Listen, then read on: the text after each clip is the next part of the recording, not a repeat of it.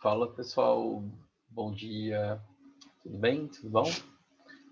Estamos aí agora para a nossa última aula da frente 2, a gente encerra esse caderno. Eu trouxe aí uma aula sobre comércio exterior, tá?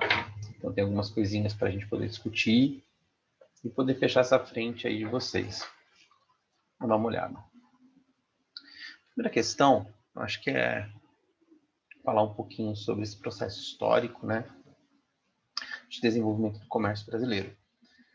Primeiro porque a gente tem que ter muito claro que o Brasil foi colônia de exploração e principalmente um país que não se tinha interesse algum em se desenvolver além da exploração, né? Por isso que várias foram as tentativas de se povoar o país e simplesmente não deram certo. E elas não deram certo justamente porque não havia um interesse além de explorar. Eu acho que uma das questões mais importantes que muda a história do Brasil é justamente a vinda da família real para o país, a partir de 1808, né? E a necessidade aí de transformar o Brasil em uma colônia que pudesse caminhar pelas suas pernas próprias, né? Pelo menos é isso que a gente vai perceber. Até 1808, coloquei para vocês aí as pautas principais de exportação, como por exemplo o açúcar, né? Fornecido através da Zona da Mata, um sistema de plantation, o ouro, pedras preciosas, retiradas aí das Minas Gerais, e o fumo, também retirado da região nordestina, da Zona da Mata Nordestina, né? Bom, e daí a partir de 1808, quando a gente tem essa família real vinda para o Brasil, a gente passa a ter a abertura dos portos, né? A abertura dos portos às nações amigas. E desde então, esse comércio ele se intensifica, ele fica um pouco mais livre, tá? Até que em 1844 adota-se a tarifa Alves Branco, que é a primeira tarifa protecionista, onde esses produtos poderão ser taxados em até 30%, né? Isso vai se estender basicamente a todos os países. Bom, a economia do Brasil, até esse momento, ela se intensifica, mas ela não muda muito do que ela era fornecedora, porque ela era uma colônia, né, que vai se tornar independente aí a partir de 1822, mas vai ser um país que basicamente continua sendo produtor de commodities, né, produtor de produtos primários. Então, 1900 aí, a gente já tem o café se destacando. É muito importante a gente lembrar que o café ele alcança um valor enorme das exportações entre os produtos brasileiros, o que significa que boa parte aí das exportações brasileiras eram dependentes desse café. E obviamente que isso não é interessante, deixar um produto tão à mercê aí, né, de controlar a nossa balança comercial. Tanto que com o dinheiro do café, nós teremos os financiamentos das primeiras indústrias aqui no Brasil. E, inclusive, né, depois da quebra da Bolsa de Nova York e da Primeira e da Segunda Guerra Mundial, são aí três fatores que a gente pode colocar de maneira consecutiva como fatores que irão favorecer a indústria no Brasil. A quebra da Bolsa de Nova York, porque eles vão se ver obrigados a queimar o café. E segundo, porque eles vão precisar investir em outro produto. E a Primeira e a Segunda Guerra Mundial, porque países como os Estados Unidos, que anteriormente forneciam as máquinas para a industrialização do Brasil, né, vão deixar de atender o Brasil, porque eles vão precisar basicamente atender o mercado europeu, né? E daí o Brasil vai ter que simplesmente se virar. Então, esses fatores como a quebra da Bolsa de Nova York, a Primeira e a Segunda Guerra Mundial, são fatores que vão favorecer bastante o desenvolvimento da indústria no Brasil, certo? Bom, a ideia não é discutir basicamente a indústria, mas é fazer aí um comentário sobre o desenvolvimento do comércio exterior no Brasil. A década de 70, com o período da ditadura militar, né, a gente já começa a ter uma política maior de exportações, tanto que o lema exportar é o que importa. Vamos lembrar que o Brasil, de 1964, ou seja, durante o início da ditadura militar, o Brasil era a 40ª maior economia do mundo, e em 20 anos, até o fim da ditadura militar, o Brasil será a 8ª maior potência econômica, tá? O que não significa que o Brasil vai se tornar um país rico, ele vai se tornar uma das maiores potências do mundo, mas a distribuição de renda, ela vai ser horrorosa, né? Vai ser muito ruim. E quando os militares entregam o país para os civis na década de 80, eles entregam justamente porque o Brasil está realmente falido. Nós vamos entrar na chamada década perdida, é um período conhecido como período de estagflação. Os nossos índices de inflação eram extremamente alarmantes, né? Os preços eles eram tabelados todos os dias. E é um período que simplesmente o mundo todo não vai ter grande crescimento, mas o Brasil especificamente vai sofrer muito com esse período de inflação. Hoje a nossa inflação deve girar em torno de 3%, 4% ao ano. Nesse período girava acima de 1.000, 1.200 ao ano, tá? 1.200% ao ano. Entramos na década de 90, né? Basicamente a gente tem a introdução do Plano Real aí em 1994, do governo Itamar Franco, com o Fernando Henrique como ministro da Economia, e depois o Fernando Henrique se torna o presidente do Brasil e também vai adotar medidas neoliberais, seguidas já do antigo governo, que era o Fernando Collor de Mello, né? E o Itamar Franco, que também adotaram o neoliberalismo, depois que ocorreu o consenso de Washington, que pede para países da América Latina se modernizem através de práticas neoliberais. Né? E uma dessas práticas neoliberais mais intensas é a questão da privatização de empresas estatais, para poder desonerar aí a folha de pagamento do Estado. Tá? Mas, na verdade, essas privatizações elas são muito complicadas. Porque, ao mesmo tempo que você vende essas empresas, você também tem que custear uma série de rescisões trabalhistas, né? Muitas multas antes de entregar essas empresas. E muitas vezes o valor que se vende acaba não sendo um valor necessário para beneficiar o lucro para o Estado. Beleza? Então hoje nós temos aí uma economia bastante diversificada, ainda somos grandes exportadores de commodities, né? Como por exemplo minério de ferro, soja, laranja, carne, petróleo bruto, tá bom? Mas a gente também consegue aí desenvolver uma série de produtos industrializados, como por exemplo a presença de veículos, né? Questão de exportação de aviões, temos a Embraer, a produção de calçados, tecidos e assim por diante. Beleza? Então tá aí, ó. Nossa balança comercial dos últimos 10 anos, como ela vem oscilando, né? A balança comercial é tudo aquilo que a gente acaba vendendo e comprando. Você pode perceber que nós temos aí uma balança superavitária. O que significa o superávit, né? Quando você tem uma exportação maior do que a importação, então eles vieram acompanhando aí o crescimento de ambas. Hoje a nossa balança é uma balança que simplesmente exporta muito. E os principais produtos exportados estão aí, né? A soja, o petróleo bruto, minério de ferro, celulose, milho, carne bovina, carne de aves, indústria de transformação, açúcar e café. Tá? E esses destinos das exportações tem aí a China e os Estados Unidos como os principais países a receberem os nossos produtos. Beleza? Em contrapartida, temos também uma diversidade muito grande desses produtos. Você pode observar aí, né?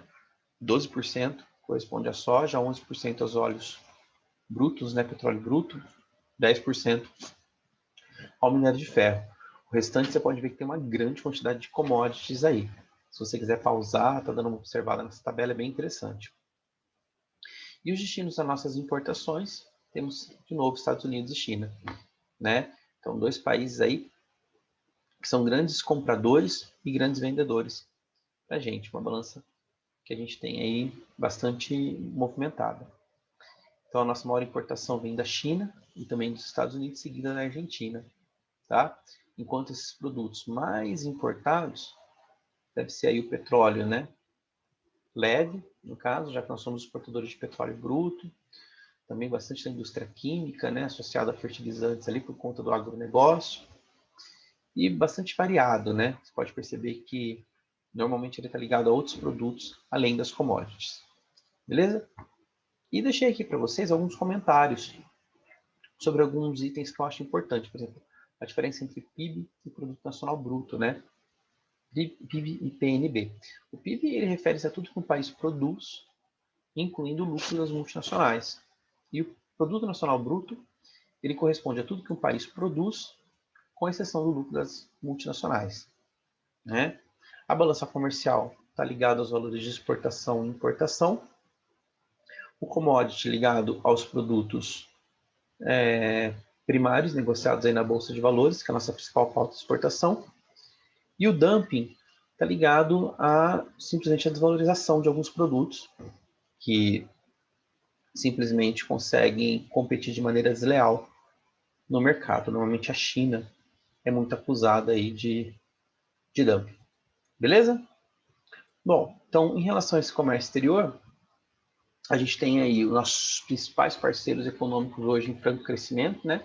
O BRICS, Brasil, Rússia, China, Índia e South Africa, né? África do Sul, que é a última que vai entrar. A ideia era fortalecer bastante esse comércio entre os BRICS, constituíram um banco entre eles também. Mas nos últimos anos, principalmente depois que o Temer assume a presidência do Brasil, o BRICS começa a ser enfraquecido por parte do Brasil. Beleza? Bom, vamos dar uma olhadinha aqui nos exercícios para a gente começar a analisar. O texto a seguir trata do comportamento do comércio exterior brasileiro em princípios de 2017 e 2018. Né? Então, ele traz aí um saldo comercial bastante superavitário, tá? Você percebe que ele vai crescendo. Né?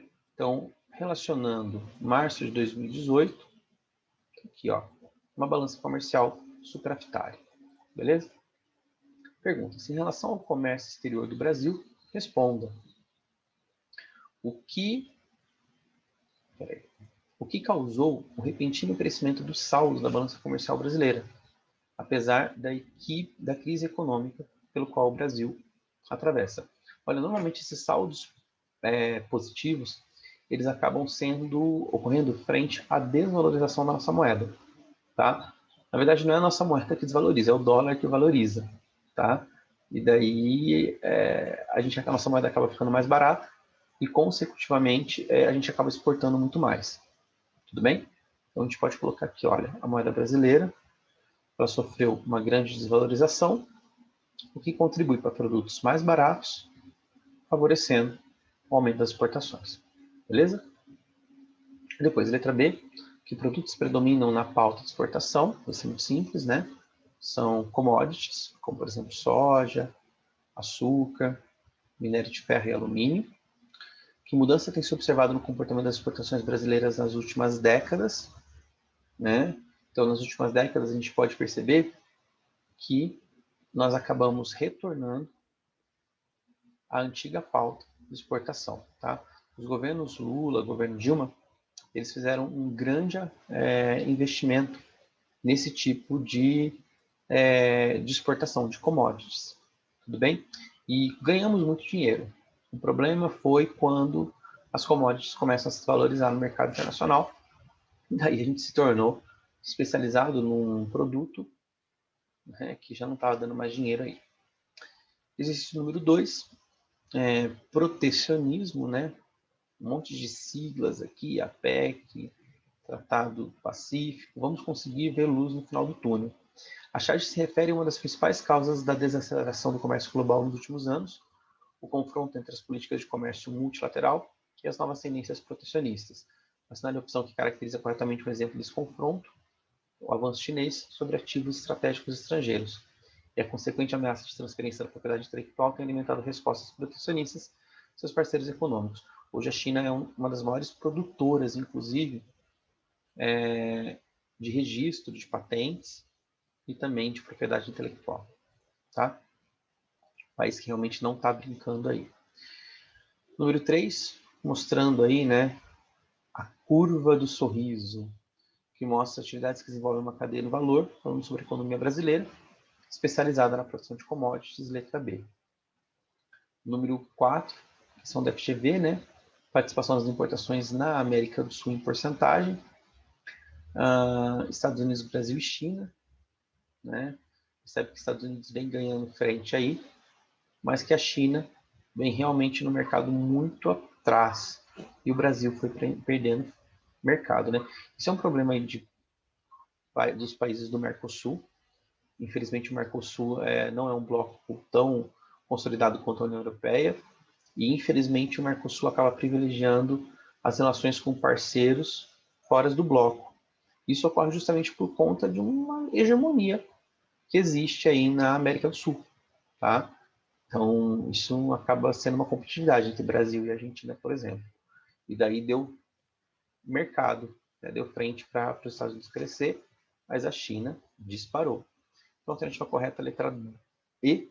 Se a tendência expressa no gráfico se confirmar, a China deverá ocupar em breve a posição de maior exportador para a América Latina, ultrapassando os Estados Unidos. Número 5, mostrando aí, né, as relações comerciais do Brasil, que vem simplesmente se estabelecendo com outros países do mundo, tá? E ele pergunta, em relação aos acordos apresentados, letra A, entende-se por acordos tarifários aqueles nos quais se prevê redução na tarifa de importação no Brasil e no país com o qual se firmou o acordo, tá certo? Nada de mais importante aí. Número 6, o gráfico abaixo mostra o comportamento do PIB do Brasil desde 81, enfatizando o ciclo de retração e expansão. Tá? Então, ele mostra aí, né, uma parte de contração do PIB, e por outro lado aí, tem uma parte de expansão em algumas áreas. Em relação à evolução do PIB, analisas assertivas. 1. Os períodos recessivos superam a expansão econômica. Na verdade, se você observar ali, nós temos grandes períodos de crescimento, que corresponderia ao período azul, em detrimento do período vermelho, que seria a recessão. Tá? 2. A última recessão, 2015-2017, se configura como uma das mais curtas desde 1981. Se a gente olhar desde 1981, nós tivemos em 2015-2017 com uma recessão mais longa. E número 3, a queda de 2015-17, uma das maiores observadas no período, provavelmente superará as fortes quedas de 81 a 83. Tá? Então, sim, porque ela já se tornou aí a maior. Então, 3 é verdadeiro. Número 7, o período da estagflação voltando a partir de 2015, que configura uma recessão econômica, gerando aí um índice de inflação muito alto, desemprego e também poder de compra. Tá? Alternativa correta, letra E. Número 8, sobre as exportações brasileiras por valor agregado. Com base no gráfico referente às pautas de exportações, é correto afirmar que no período analisado houve um fortalecimento do setor primário. Tá? Você pode ver ali que o amarelinho, com produtos básicos, ele tem aí um crescimento bem grande, enquanto os produtos manufaturados ele vai decaindo. Foi aquilo que eu comentei com vocês, né? O governo Lula e o governo Dilma investiram nesses produtos básicos, nesses commodities. Número 9, mostrando os nossos principais parceiros econômicos entre exportações e importações. Destaque para China, Estados Unidos e Argentina, tanto para exportação quanto para importação. E os nossos principais parceiros, né, em saldo, negativo com a América do Norte, positivo com o Mercosul, positivo com o BRICS, negativo com a União Europeia, positivo com o Oriente Médio. Então você já sabe que a gente tem que vender, né? A gente deveria fortalecer nosso comércio, são com países justamente emergentes. A gente vai correto a letra E, entre o BRICS, é com a China que o Brasil mantém o maior fluxo comercial. Número 10, sobre o PIB, né? A apropriação da riqueza gerada aí, que concentra, né, ele mascara a concentração de renda, porque quando você vê aquele PIB gigantesco, não significa que todo mundo, se dividir aquilo ali, vai ter a renda per capita necessária. A gente fala que a renda per capita é um indicador que mascara a concentração de renda. Número 11, relação aí do comércio entre Brasil e Argentina. analisa o comportamento do saldo da balança comercial entre Brasil e China com Argentina e que produtos predominam nas exportações do Brasil. Então, de novo, né, volta essa resposta. Ó.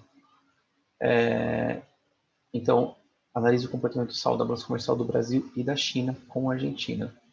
Então, a gente pode dizer que esse comércio entre o Brasil vinha reduzindo, né, seu saldo com o vizinho em relação à China até 2015, e que depois o Brasil volta a se recuperar, principalmente na exportação de capital, máquinas e equipamentos. Depois, letra B, que a situação permite o Brasil mantenha um comércio mais favorável com a Argentina, obviamente é o bloco econômico aí, que ambos fazem parte, no caso do Mercosul. Tá bom? Galera, aula muito simples, muito tranquila, para finalizar o conteúdo. Não tem grandes adendos aí não. Fica um beijão para vocês e sucesso aí do bom. Tá bom? Tchau, tchau, tchau para vocês. Até mais.